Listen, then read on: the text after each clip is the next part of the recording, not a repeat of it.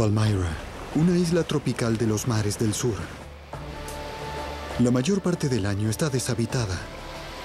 Pero por una extraña coincidencia, en junio de 1974, 6 veleros convergieron en esta diminuta isla. Debía ser Shangri-La, pero cuando aparecieron los problemas, la piratería tomó el control y la única ley existente fue la de la selva.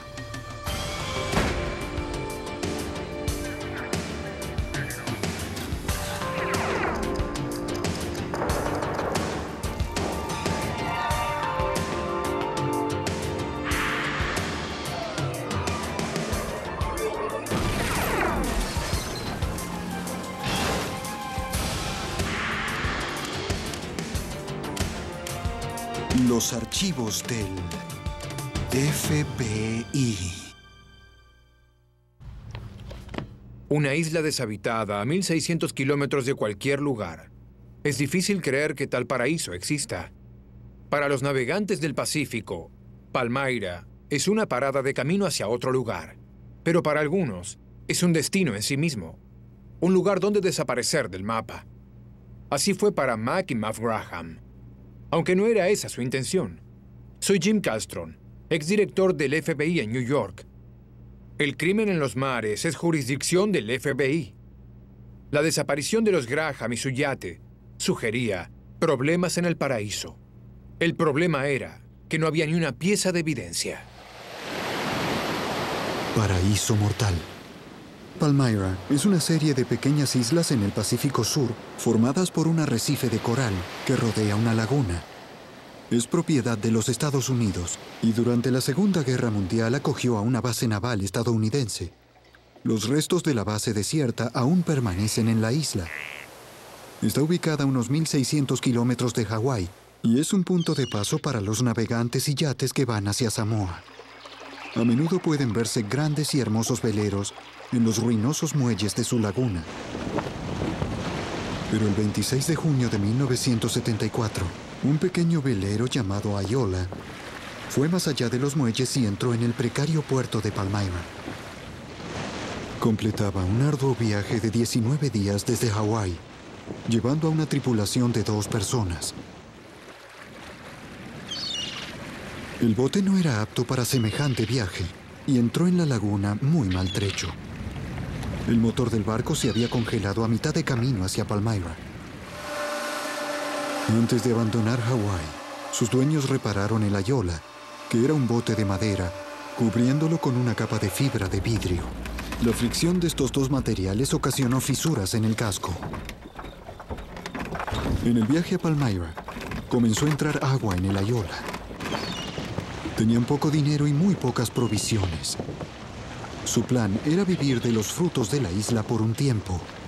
Habían hecho un trato con unos amigos que traerían provisiones a la isla a cambio de una cosecha de marihuana que planeaban cultivar.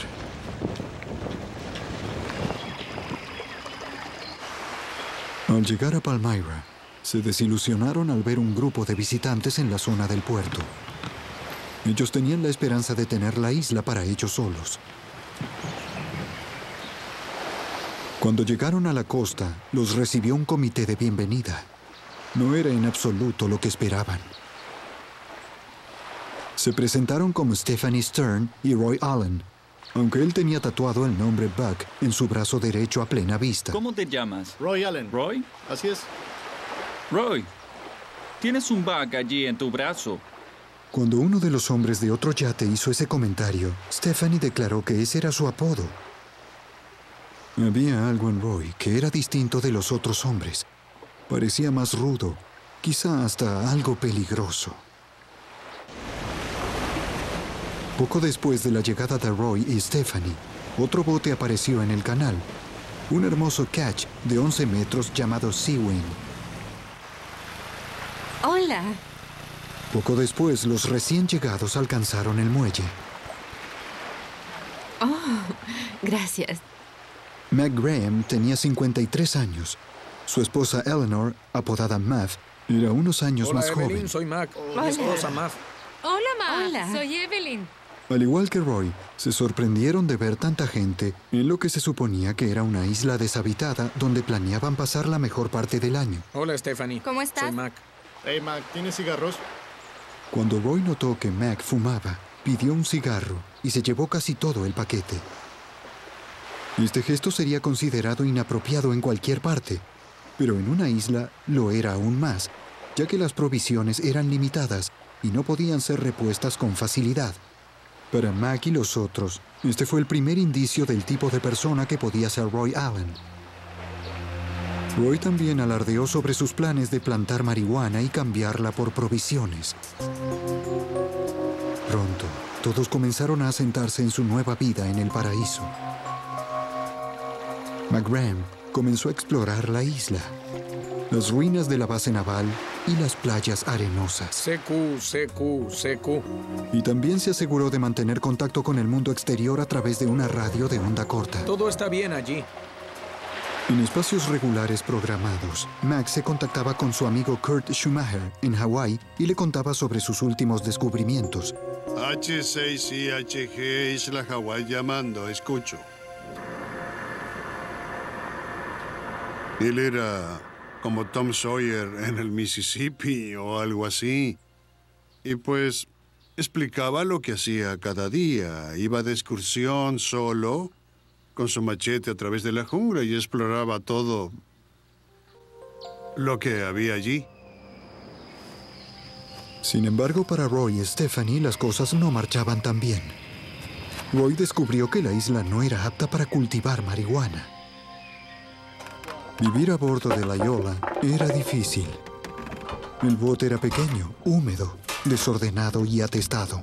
Sus provisiones se habían casi agotado y comenzaron a trocar sus posesiones con los dueños de los otros botes a cambio de alimento. Para los Graham y los otros, Roy y Stephanie eran un fastidio. No estaban bien aprovisionados para estar en alta mar tan lejos de la civilización. Los demás yates ya tenían suficientes provisiones para sí mismos con algo extra para emergencias, pero no lo suficiente para sostener a Roy y Stephanie. Los Graham eran famosos por su hospitalidad. Invitaban a los otros visitantes de Palmyra a bordo del Sea Wind. Algunos les advirtieron que no invitaran a Roy y Stephanie. Pero Mac quiso ser cordial. El 5 de julio, 2 semanas después de la llegada de los Graham, y mucho después de que todos en la isla hicieran su visita al Sea Wind, Roy y Stephanie recibieron su invitación para ir. Aceptaron animadamente. Oh, el Sea Wind era un verdadero yate, ¿sabes? Era un bote muy hermoso y de buenos perfiles, y Mac lo mantenía realmente en perfecto estado. Lo más hermoso del mundo. Es muy bello, ¿verdad? Ese es El Sea Wind era todo lo que la Iola no era. Tenía una despensa totalmente provista y estaba equipado con los dispositivos de navegación de alta tecnología del mercado. Tenía amplio espacio y había navegado por todo el mundo. Lo que digas lo Es muy tenemos bonito. aquí en la cabina de Stephanie hizo comentarios sobre su tamaño y comodidades. Estaba encantada con el camarote de la cabina delantera. Roy permaneció huraño. Cuando Roy comenzó a sentirse demasiado confinado en los atiborrados camarotes y las húmedas literas de la Iola, decidió mudarse a una carpa provisoria sobre la playa. Stephanie se quedó a bordo. A esta altura, Roy y Stephanie ya habían trocado la mayoría de sus posesiones con los otros yates por alimento y provisiones. Fuera de comercializar o directamente limosnear, tenían poco sobre qué relacionarse con ellos. La situación se hacía peor cada día. La mayoría de las plántulas de marihuana con las que esperaban hacer dinero habían sido devoradas por los insectos. Aunque Palmyra posee abundantes recursos naturales, incluyendo pescado, cangrejos, huevos de aves y cocos, él tenía pocos conocimientos de supervivencia. Para pescar, disparaba a los peces con su pistola calibre 22. Como un reloj, Mac mantenía sus conversaciones semanales por radio con Kurt y lo mantenía informado sobre Roy y Stephanie. Se habían trasladado al otro extremo de la laguna y no tenían ninguna relación con el grupo y hacían cosas extrañas como plantar marihuana nuevamente para ver si crecía. Creo que tenían poco alimento Prepárate para el desafío más grande de tu vida. Querida madre, hay 3 botes aquí ahora, pero uno se irá y se llevará esta carta consigo. Eso nos deja solos con la pareja de hippies que planean quedarse aquí a vivir. Fue mala suerte que decidieran venir a Palmyra. Roy y Stephanie se quedaron sin azúcar, cigarros y no sé qué más. Trocaron cosas con los otros botes. Ahora nos pedirán a nosotros. Mav envió su carta a la civilización con Bernard y Evelyn Leonard, quienes dejaban Palmyra tras una breve estadía. Los Graham habían acordado previamente recibir cartas por radio de parte de Kurt Schumacher, quien las leía a Mac durante sus contactos regulares semanales por onda corta. En ese periodo, yo recibía correspondencia de sus madres, de la madre de él y la de ella. Y posteriormente yo se las leía. Cuando uno de los botes se iba, llevaban las cartas consigo y eventualmente las despachaban en Honolulu o donde fuera. De modo que había fluida comunicación. Y algo interesante fue que una carta que leí de su madre, creo que la madre tenía 80 años, dice que tenía miedo por ellos. Ella dice, deberían dejar ese lugar, algo les ocurrirá. Un día, cuando Mac hablaba con Kurt, le dijo que Roy había enviado un mensaje con uno de los yates a sus amigos en Hawái. Se suponía que traerían provisiones para Roy y Stephanie en Palmyra, y les dijo a sus amigos que respondieran a través de la radio de Kurt. Mac le preguntó si había recibido noticias de ellos, pero Kurt no sabía nada. Y cuando Mac le habló sobre Roy y Stephanie, hubo algo en su descripción que lo dejó preocupado. Y en medio de estas conversaciones mencionó ocasionalmente el otro bote y le dije, sabes, estas personas no parecen muy buenas. Será mejor que te cuides. Y él dijo, pues yo sé cuidarme, estaré bien. Y yo le dije, no lo sé. Creo que deberías irte de allí o uno de ustedes debería irse. La paciencia de Roy y Stephanie se agotaba. Durante las primeras semanas de agosto, el sonido de voces enojadas podía oírse con frecuencia a través de la laguna. Los otros visitantes de la isla vieron a Roy como un hombre violento y malhumorado que era peligroso y debían evitar. El grupo de personas que estaban allí, los botes, estaban de camino a algún lugar y se fueron yendo uno por uno. Los visitantes llegaban y se iban con bastante frecuencia en los últimos 2 meses. Pero con la partida de Wolf y Sanders, el 17 de agosto, las cosas cambiaron. Este era el fin de la temporada en que la mayoría de los navegantes paraban en Palmyra. Mac y Mav Graham estaban solos en la isla con Stephanie y Roy. El 27 de agosto, Mac habló con Kurt Schumacher. Roy y Stephanie y los Graham llevaban 10 días solos en Palmyra. La tensión entre Mac y Mav y Roy y Stephanie había aumentado. Mav sabía que Roy tenía un arma y una motosierra, y en una ocasión lo vieron con un soplete de acetileno. Esto la asustó, y ella quiso irse de Palmyra. Pero Mac obstinadamente quiso quedarse. Los botes se habían trasladado a extremos opuestos de la laguna, y las parejas se ignoraban una a la otra. Pero entonces ocurrió algo inusual.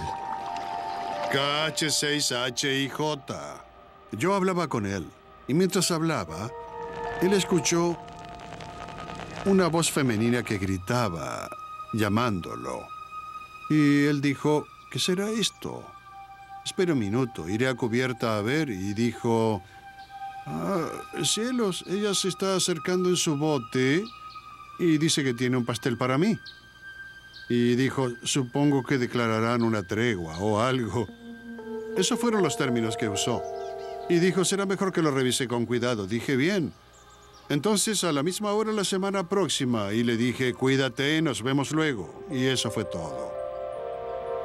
Una semana más tarde, Schumacher estaba en su radio para su conversación regular. Por primera vez desde que Mac y Mav partieron de Hawái, no hubo respuesta del Seawind. Yo estaba preocupado. Intenté por un largo rato, unos 20 minutos o media hora, contactarlos. Y el siguiente contacto fue un par de días más tarde. Volví a intentar. Nada. Y luego, las siguientes semanas, intenté a espacios intermitentes. Y fue entonces que presentí que algo había sucedido. Schumacher tenía un recurso disponible, la radio. Al no tener idea de dónde se habían ido, hizo correr la voz entre los yates del Pacífico para que estuvieran atentos a avistar el Seawind. Pero los días, semanas y luego meses pasaron sin noticias sobre la suerte de Mac y Mav Graham, o el Seawind. 2 meses después de la última comunicación con los Graham, Bernard y Evelyn Leonard, quienes habían recibido la última nota escrita de los Graham, estaban en la marina de yates Alloway de Hawái. Bernard divisó un catch de 11 metros con amarres muy particulares. Había sido pintado, pero Bernard estaba seguro de que era el Seawind. También reconoció una silueta familiar sobre la cubierta, Roy Allen. Conociendo las tensiones que existían entre los Graham y Roy y Stephanie, y sabiendo también que no se tenía noticias de los Graham desde hacía tiempo, Leonard inmediatamente llamó a la Guardia Costera. La Guardia Costera tenía conocimiento de la desaparición del Seawind. Cuando Leonard explicó que los dueños no estaban a bordo, los oficiales de la Guardia Costera sintieron que esto podría conducirlos a algo fuera de su jurisdicción. Llamaron al FBI. La llamada fue atendida por el agente especial Calvin Shishiro, quien trabajaba para la oficina del FBI en Hawái. Mi trabajo allí era una mezcla de investigaciones de crímenes de todo tipo, de seguridad, de antecedentes. Era una oficina tan pequeña que no podíamos especializarnos. Debíamos atender todo lo que llegara. Shishiro acordó reunirse con la Guardia Costera y los Leonard en el puerto, a pesar de que lo que le habían contado no era muy contundente, no para garantizar la participación del FBI. Quizá los dueños estaban en la costa o quizá habían vendido el bote. Quizá ni siquiera era el Seawind. Instantes después de llegar, los Leonard le mostraron el yate en cuestión. No parecía haber nadie a bordo. De modo que indicó las áreas en donde había señales de que se quería disfrazar el bote. Había sido pintado, los paneles habían sido pintados. Se quitó la placa con el nombre y luego se pintó encima. Y otras cosas que señaló para mostrar que de hecho era el Seawind. Él sabía que era el Seawind. Aunque aún no había evidencia directa de un juego sucio, Shishiro comenzó a tener sospechas. No había actividad visible en el bote, por lo que Shishiro instruyó a los oficiales de la Guardia Costera que pusieran un vigía. Visualizó a Roy y Stephanie a la mañana siguiente, remando desde el muelle flotante hacia la costa en un pequeño bote. Inmediatamente avisó a la Guardia Costera, quienes a su vez llamaron al agente especial Shishiro. Pero el dueño de otro bote saludó a Stephanie y a Roy y les dijo que la Guardia Costera había estado mirando su bote el día anterior. Roy notó un bote patrulla de la Guardia Costera en el puerto que parecía estar dirigiéndose hacia ellos. Rápidamente viró y se dirigió hacia el muelle más cercano. Luego de que Roy se fuera, Stephanie comenzó a remar nuevamente hacia el Seawind.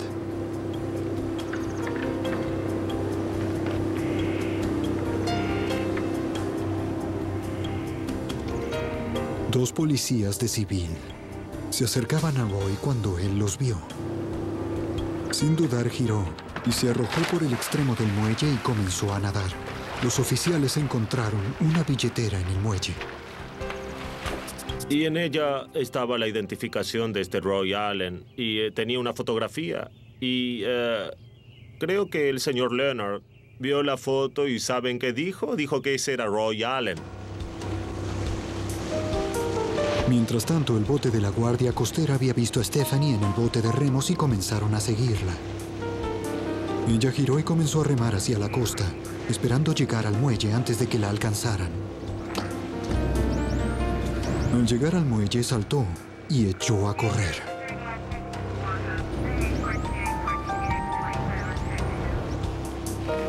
Pero ella no tenía dónde ir.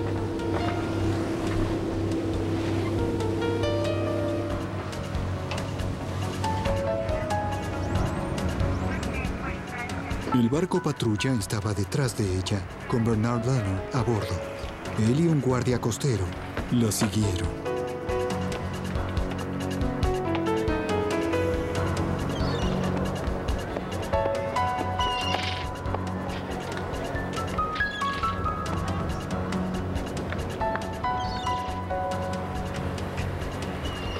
La vieron subir corriendo las escaleras de un hotel.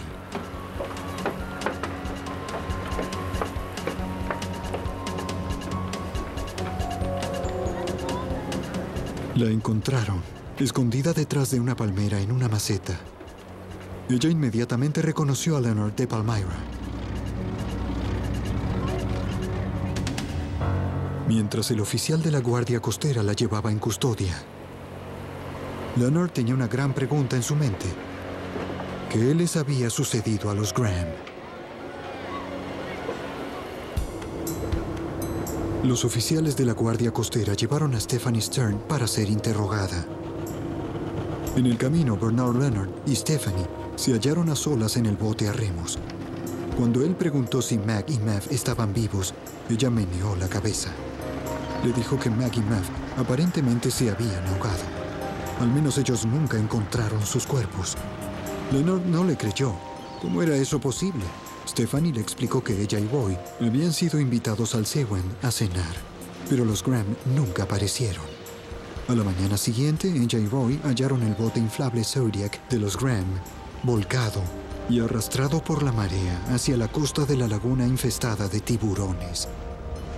Tras una infructuosa búsqueda de sus cuerpos, decidieron regresar en su propio barco a Hawái, pero quedó varado en el arrecife, de modo que regresaron y tomaron el Sewend abandonado. Leonard escuchó a Stephanie, pero no creyó su historia. En la oficina de la Guardia Costera, ella comenzó a contar su historia nuevamente, esta vez al agente especial Shishiro y a la Guardia Costera. En un punto recuerdo que yo hablaba con ella y ella seguía y seguía y yo le recordaba que tenía derecho a guardar silencio y que cualquier cosa que dijera podría ser usada en su contra en la corte. Pero ella seguía hablando. Stephanie les dijo que ella había llegado al Sewend con Roy justo a tiempo para la cena. El bote estaba extrañamente silencioso. Llamaron, pero no hubo respuesta. ¡Hola! ¿Mac? ¿Mac? ¡Hola! Siguieron buscando, pero no hubo respuesta. No, no hay nadie aquí abajo. ¿No están aquí? ¿Nos encontraríamos aquí? Sí, sabían que vendríamos a cenar. Ellos asumieron que los Graham habían salido a pescar para la cena y se acomodaron hasta que regresaran. ¿No hay nadie aquí? Según Stephanie, nadie apareció, de modo que ambos decidieron pasar la noche a bordo del Sewend. Ellos creían que los Graham llegarían en cualquier momento.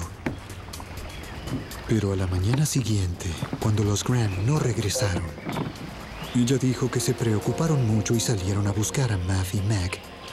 Ni bien se hizo de día. Todo lo que encontraron fue el Zodiac de los Graham, volcado y arrastrado por la marea hacia la costa y una lata llena de gasolina. Voltearon el bote inflable y encendieron el motor. Luego ella dijo que pasaron los 2 días siguientes buscando a los Graham o alguna señal de lo que pudo sucederles, pero no encontraron nada. Los Graham habían simplemente desaparecido. Cuando ella explicó cómo se habían apropiado del Sewend, su historia era bastante diferente de la que acababa de contarle a Leonard.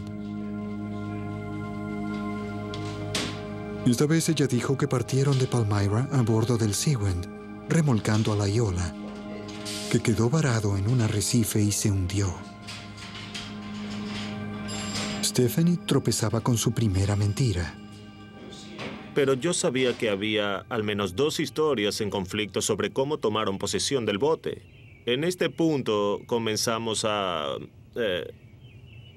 preocuparnos por la condición de los Graham. No sabíamos qué les había sucedido y ciertamente no obtendríamos ninguna información real y cierta de parte de Stephanie Stern. El FBI tiene jurisdicción sobre crímenes en alta mar. Shishiro determinó que tenía suficiente evidencia para arrestar a Stephanie Stern por transportación interestatal de propiedad robada. Luego su atención giró hacia el novio de Stephanie, Roy Allen, quien evadió a la policía en el puerto y aún estaba libre.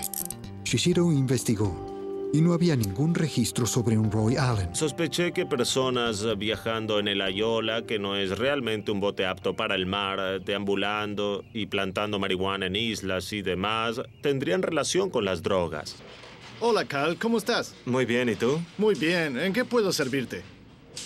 Shishido llevó la fotografía a la agencia de antinarcóticos y se la mostró a varios de los agentes.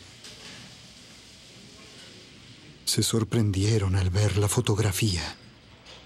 Le dijeron que era Bug Walker y que lo estaban buscando. Te informaré. Que tengas un buen día. Tú también. Gracias. Adiós. Y así obtuvimos todos los antecedentes de Bug Walker y comenzó nuestra búsqueda de Bug Walker. De modo que ahora buscábamos a Bug Walker y no a Roy Allen. Bug Dwayne Walker era un criminal convicto y fugitivo. Esperaba sentencia en una causa por drogas cuando él y Stephanie huyeron a Hawái en el Ayola en dirección a Palmyra. En cuanto comenzó la búsqueda de Walker, con una nueva urgencia, Shishiro también estaba preocupado por los Graham. Él sabía que Stephanie mentía y cambiaba detalles sobre lo que sucedió allí. Él no confiaba en su historia sobre la suerte de los Graham.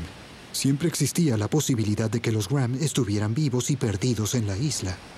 Shishiro arregló un viaje para él y otros agentes a Palmyra para ver si podían encontrarlos. Decidimos ir a Palmyra para ver si quizás los Graham estaban perdidos allí, sin alimento, o quizás habían sido atados y estaban inmóviles, y sus vidas corrían peligro, de modo que decidimos ir allí a investigar, y lo hicimos. En la isla, encontraron los restos del campamento abandonado por Bug Walker. Tomaron fotografías y examinaron el sitio exhaustivamente. La búsqueda en la isla no dio señales de los Graham. Sin embargo, Shishiro descubrió algunas cosas curiosas. Recuerdo que levanté una escotilla y, por supuesto, luego fue identificada como una escotilla proveniente de la Ayola. La escotilla era importante debido a que ningún navegante se metería en alta mar sin su escotilla. Sin ella podría entrar agua al bote y causar su hundimiento. Esto le señaló a Shishiro que Roy y Stephanie habían intentado deshacerse de la Ayola. Usando estas pistas, Shishiro comenzó a desarrollar su teoría sobre lo que les habría ocurrido a los Graham. Mi pensamiento fue que ellos habían atado a la pareja, la colocaron a bordo de la Ayola y luego lo hundieron. Y esa era la única explicación que teníamos porque no pudimos encontrar a la Ayola y no había manera de que la Ayola pudiera estar en Hawái, porque ciertamente no estarían navegando el Sea-Wing y el Ayola ellos solos. Shishiro encontró algo en un viejo depósito naval que llamó su atención. Otra de las cosas que noté también fue que en un viejo depósito había un viejo bote que se usaba para rescate y tenía lugar para 3 contenedores donde ponían provisiones. Y de los 3, 2 áreas del receptáculo carecían de sus cajas y la tercera estaba aún allí. Y por supuesto buscábamos a 2 personas y en mi mente yo realmente pensé que estas 2 cajas eran bastante grandes como para contener los restos de la pareja. Mientras tanto, la búsqueda de Bug Walker continuaba. El 8 de noviembre de 1974, tras pasar 10 días escondido en las vertientes de lava de la gran isla de Hawái, Bug apareció en una diminuta aldea apartada. Arrendó un cuarto y fue por un trago a un restaurante.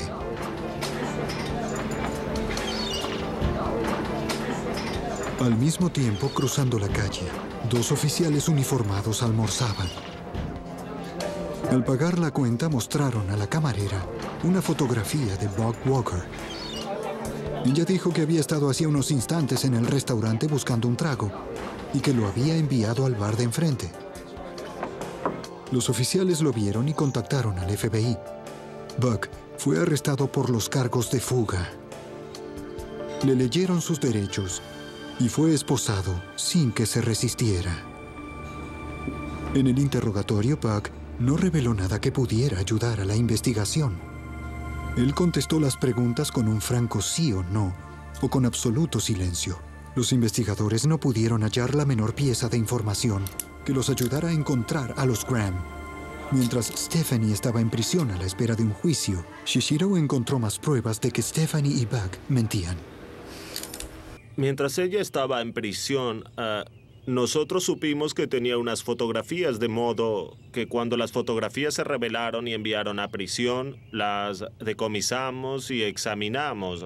Entre las fotos se veía al Sea Wind, o que Stephanie Stern estaba a bordo del Sea Wind, tomando una foto de la Yola en plena marcha con Buck Walker a bordo de la Yola. De modo que supimos que en un momento Stephanie sí estuvo en el Sea Wind y Buck Walker solo estuvo en el Ayola.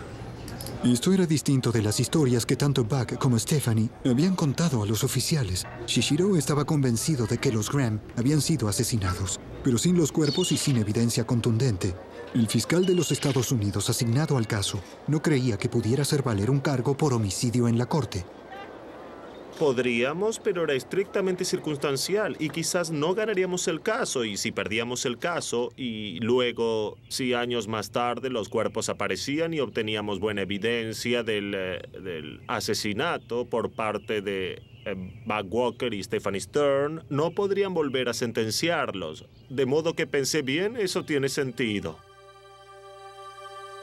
Buck Walker y Stephanie Stern fueron acusados de transportación interestatal de propiedad robada. Era un caso cerrado. Buck y Stephanie fueron atrapados en posesión del Sea Wind en Hawái y habían hecho numerosos intentos de cambiar su apariencia. Buck lo había registrado a su nombre como un bote hecho por él. Buck y Stephanie fueron declarados culpables. Buck Walker recibió 10 años por su anterior sentencia por drogas y 5 por el robo del Sea Wind. Stephanie Stern recibió 2 años por su parte en el robo del bote, pero Shishiro aún estaba convencido de que la pareja había matado a Mac y Mav Graham y que en algún lugar de Palmyra o sus alrededores estaban las pruebas. Él solo podía esperar que algún día saliera a la superficie y entonces podría acusar a Buck y Stephanie de asesinato.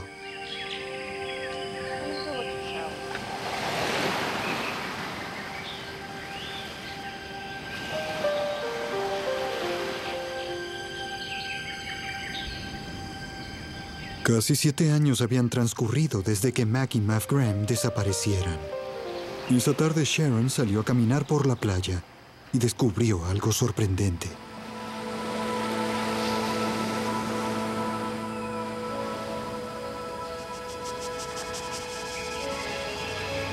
Arrastrado hacia la costa, había una caja de aluminio y a su lado encontró huesos humanos y una calavera.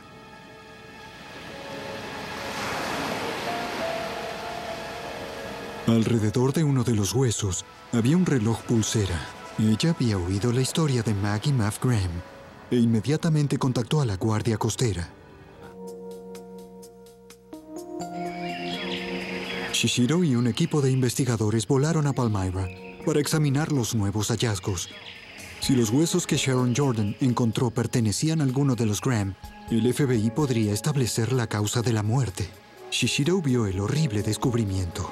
Una calavera, huesos humanos, un reloj pulsera y un poco de alambre. Todo yacía al lado de una caja de metal abierta, idéntica a las que Shishiro había visto en los botes de rescate en su anterior visita a la isla. Él especuló que el alambre había sido colocado alrededor del envase y que de algún modo se había aflojado.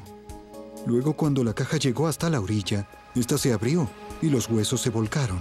Debido a que un segundo contenedor faltaba del bote de rescate de la Marina, Shishiro sintió que la otra víctima podría aún estar adentro. Se enviaron buzos a investigar las aguas de los alrededores, en busca de una caja similar a la encontrada en la playa. Pero en las aguas infestadas de tiburones, los buzos no encontraron nada. Cuando Shishiro regresó a Honolulu, envió el contenedor, el alambre, la calavera y los huesos al laboratorio del FBI en Washington, D.C., para ser examinados. El cráneo pertenecía a una mujer caucásica de unos 40 o 50 años.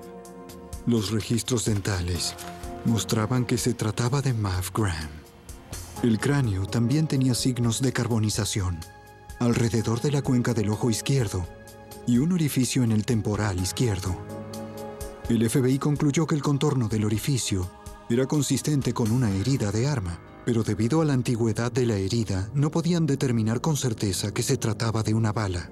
y encontraron vestigios de proteína humana, de tejido humano en la caja. Y todo indicaba que un cuerpo humano había sido desechado allí en medio de llamas. Tal como Shishido lo sospechó, Muff Graham no se había ahogado. Había sido asesinada. El FBI ahora creía que tenía suficiente evidencia para acusar a Buck y Stephanie por el homicidio de Muff Graham. Habiendo cumplido su condena en prisión por el robo del Seawind, Stephanie ahora tenía un empleo de oficina en California. Fue arrestada y llevada en custodia. Buck Walker aún cumplía su sentencia en prisión, o así lo creía Shishido. Cuando envié a nuestros agentes del estado de Washington una orden de arresto para Buck Walker, supe que él había escapado. Y pensé, oh no, otra vez, por favor, debemos volver a buscarlo. Descubrimos que solo una mujer lo había visitado, y lo había hecho el día anterior a que escapara. Se siguieron las pistas de esta mujer, quien los condujo a su automóvil, estacionado en un motel en Numa, Nevada. El FBI fue notificado y se dispuso una vigilancia. Cuando Buck y otro hombre salieron del motel y se acercaron al automóvil, el FBI entró en acción. Se lo consideraba un fugitivo armado y peligroso, buscado tanto por homicidio como por fuga.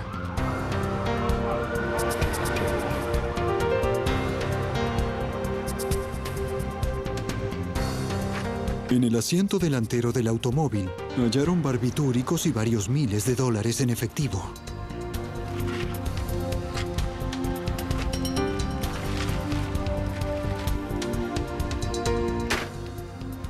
Buck Walker fue arrestado y acusado por el homicidio de Muff Graham. Stephanie Stern también fue arrestada y acusada por el mismo crimen, aunque fueron enjuiciados por separado. Los casos se asignaron al fiscal federal Elliot Inoki. El motivo del crimen nunca estuvo en duda. El motivo fue que ellos carecían de un buque apto. La única otra pareja de la isla estaba por marcharse. Se acababa el alimento y no sabían cuándo vendría otro buque si ocurriera, ya que se acercaba el fin de la llamada temporada en la que llegan personas de visita a la isla. Entonces, habían personas sin alimento y provisiones, incapaces de ir a ningún lado. Inoki sabía que podía demostrar que Buck y Stephanie tenían la oportunidad y el motivo para matar a los Graham, pero primero debía probar en la corte que Muff Graham fue asesinada. También debía desacreditar por completo la historia de Buck y Stephanie de que los Graham se habían ahogado. Mientras Inoki comenzó a construir su teoría del caso, Shishido se ocupaba de poner huecos en la defensa de Buck y Stephanie. El FBI ya había encontrado evidencia de proteína humana en los costados de la caja de aluminio, pero debido a que los huesos fueron encontrados a su lado, Inoki quería pruebas adicionales de que el cuerpo de hecho había estado en la caja para descartar la posibilidad de que Muff se hubiera ahogado, tal como lo declaraban Buck y Stephanie. Se contactó con el examinador médico principal de San Francisco, Boyd Stevens. El hallar los huesos juntos apoya la teoría de que la señora Graham estaba en esa caja, aunque no puedo decir realmente que no pudo haberse mantenido todo junto si estaba fuera de la caja. Sin embargo, el problema es que lo requerido sería que el esqueleto permaneciera junto aún después de ser desarticulado. Y ese es un punto extremadamente fuerte que no habría ocurrido si hubiese muerto y yacido en el fondo de la laguna. Lo segundo es que el esqueleto debía llegar a la orilla, todo junto, y eso realmente no es posible. Shishido también decidió probar la historia de Buck y Stephanie de que el inflable de los Graham, el Zodiac, había sido volteado.